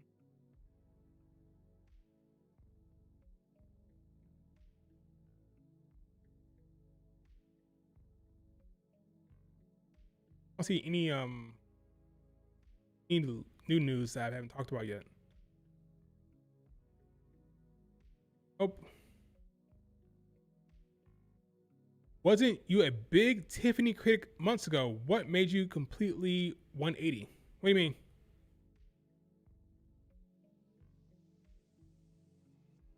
a big Tiffany critic. Um, Tiffany Stratton, as you can see in my header, I'm a fan of. Right? Uh, Tiffany Stratton. I wouldn't call myself a big critic. I just think her work on the mic has not been very good. I think she's too reliant on catchphrase. I think she's too reliant on in ring. I believe she needs to work on her character work, but beyond that, I don't have a problem with her. I think her booking has not been great, but that's not her. That's more a Triple H thing. I like Tiffany for the most part. She's cool. She's cool.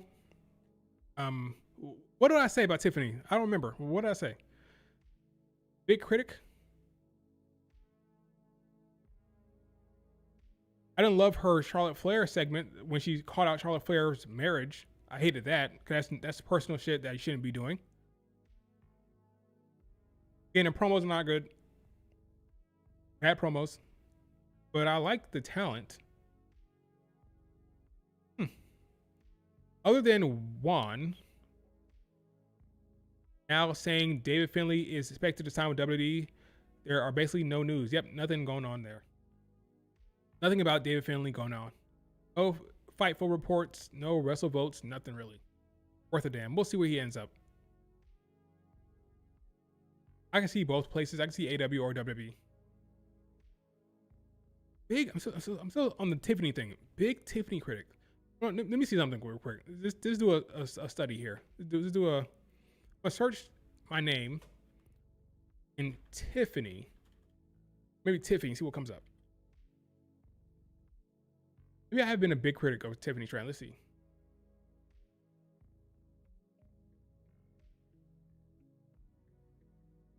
It's Tiffany time. Rejoice. Okay.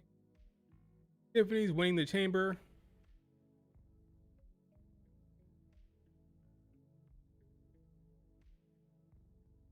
Jordan Grace and Jade haven't touched yet, and Tiffany Stratton, who hates Jade, hasn't yet returned.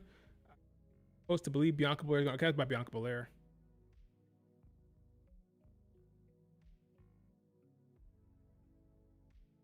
Tiffany Stratton has had a 300-day reign, got a Mania ad, lost the belt due to injury angle, and is returning at the Rumble.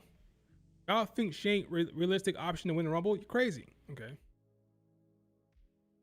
Do you think Anna Jay shows up in NXT? Yes, I think she does. Sometime in the next 2 months. Sometime in the next 2-3 months, she shows up. If Tiffy time at the Rumble, y'all just going to have to deal with it. Yeah, I haven't been giving her too much hate. Too much criticism. At least not when she's been injured. Maybe I was before, but I don't remember. So we're getting the same Tiffy push. Yeah, I don't think so. Starting to miss Tiffany. Where you at? I'm a Tiffy fan. I'm a Tiffy. I think WWE should book R-Truth versus Kit Wilson for Mania. That's a Mania spot, a valuable Mania spot. I wouldn't do that.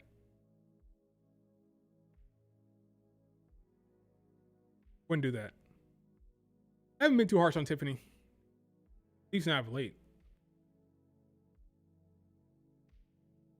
I will say during her promos, during her run, I was critical of her mic work for sure. Okay. All right. I think that is it for the stream. You thought she was going to do US title business?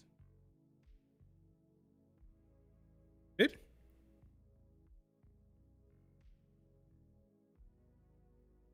That sounds about right. I probably did, yeah. Do you think TV Time is due for a revamp? That should have been happened. I think she's better as a heel. That's not happening. They're continuing to push her as a face. So yeah, but I thought her heel run was better. Heel work is better, more natural for her. She's a natural heel, but that's not happening. So you're gonna get babyface Tiffany. I thought they're gonna relegate her back to the mid card. I do believe I said that, but that ain't happening. They are fully aboard the Tiffany train.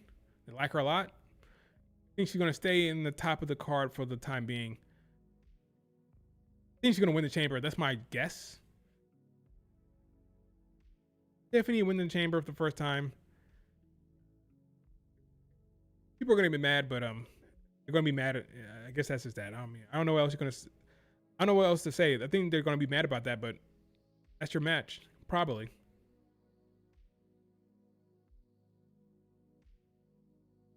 Here's some criticism. This is more about her booking. It's no longer TV time. Tiffany shouldn't touch that belt again for a very long time. That sounds harsh. My problem was more about the way she's being booked is very, very bland, especially her face run. So yeah, but this sounds harsh. No longer TV time. Shouldn't touch the belt. Yeah, sounds harsh. But not about her. It's about her booking.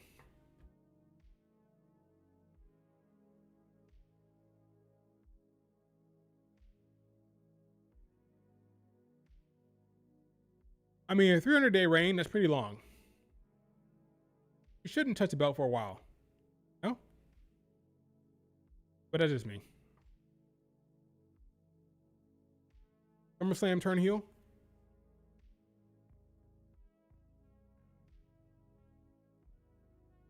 I'll do that Mania.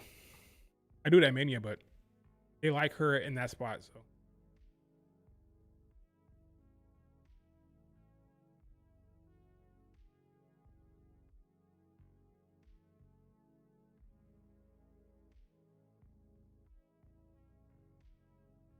I don't know what's happening to Hiromu. I don't know what's happening to him at all. He's still doing stuff? February 17th is his last day? I thought he was done. Hiromu could go anywhere. Who knows? Probably Noah, WWE. Who knows? I have no idea. I have no clue. No clue what's happening with him. SummerSlam is in her hometown. No way she turns. Oh yeah, it's in Minnesota this year, isn't it? Close to her hometown. Summer.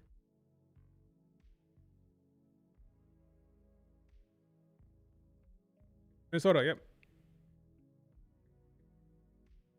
Minneapolis, Minnesota. That's gonna be an interesting location. 2 nights. 2 nights.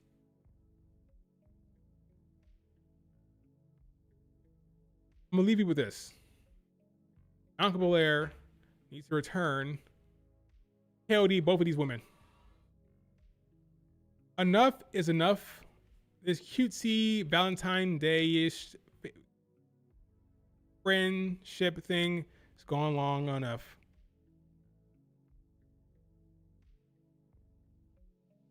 The only heel that's on the level with these two right now will be a heel Bianca Belair. Right now, they are on another level in terms of popularity and star power.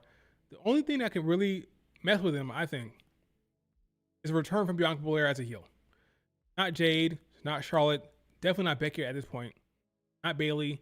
There's no other person on that level right now that can really stand to them from a star power standpoint and have it make sense right now. Charlotte is a face with Alexa. Jade is not there. Tiffany's not there. Bayley's not working like that right now. She's a face with Lyra right now. There's no heel of that ilk that can really mess with this, which is why I'm so stuck on Bianca Belair returning as a heel and messing with this dynamic. Makes the most sense to me.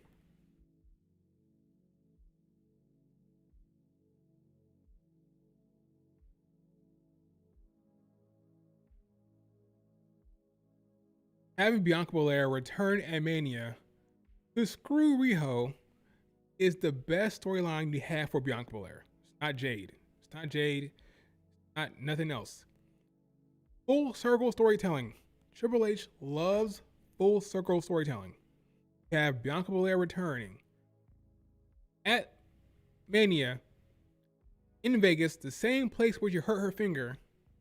Get back at Rhea Ripley. A story where she's like, you know what?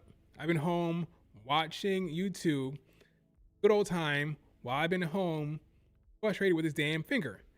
Rhea Ripley, I blame you. And yeah, maybe you could say it wasn't your fault. Maybe it was an accident. At the end of the day, you shouldn't have been in the match. Right? I won the chamber fair and square. It was supposed to be me and Io. But you bitched, you cried, you schemed, and you maneuvered your way into that match. And I got hurt. Because your big ass fell on my hand. And you shouldn't have been there in the beginning. In the beginning, you shouldn't have been there. You had no business being there to begin with. Perfect. And now, I make your life a living hell. It's too good. It goes all the way back to Mania build, folks. I'm telling you. Bianca Belair was upset going into Mania. She was upset during the Mania match. And now she's upset after the Mania match because Rhea Ripley was not supposed to be there to begin with. Never supposed to be there. So if she wasn't there, she wouldn't have fell on her finger. And finger would have never been broken to begin with. It's perfect.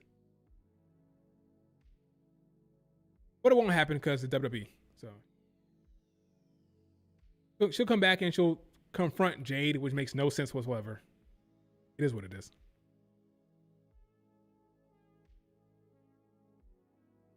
Bianca hosting Mania.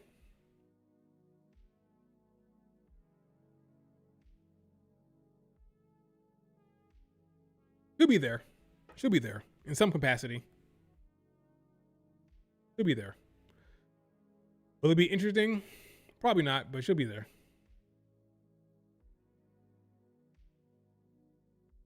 $50,000 likes for this video and Rhea Ripley. 50,000 likes. Crazy. All right, folks. That's it for the stream. Do me a favor, hit like. Subscribe if you're not subscribed. Enjoy the end of the week here. Monday should be fun. One step closer to Mania. We'll see what Tony Khan does with Lena Cross and the Iconics. We'll see what happens with the rest of the Mania build. Hopefully it's all good. All right, folks. Later. Peace.